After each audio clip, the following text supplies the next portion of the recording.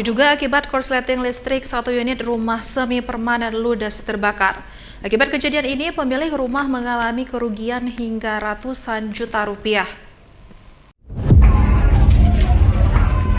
Dalam video amatir yang diambil oleh warga, terlihat api yang begitu besar dengan cepat membakar seluruh bagian bangunan rumah yang berada di kawasan Desa Kota Lintang, Kecamatan Kuala Simpang, Kabupaten Aceh Tamiang.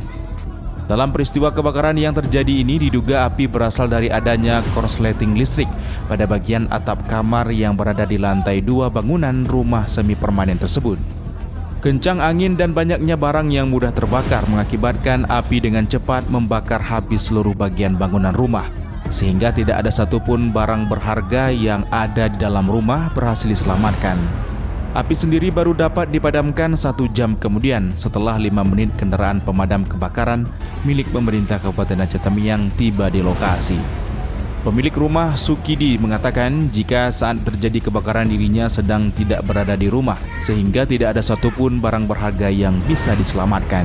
Pertama kan saya nggak tahu, saya di luar. Cuma informasi keponakan api dari atas. Cuma yang di atas keponakan saya kan tidur.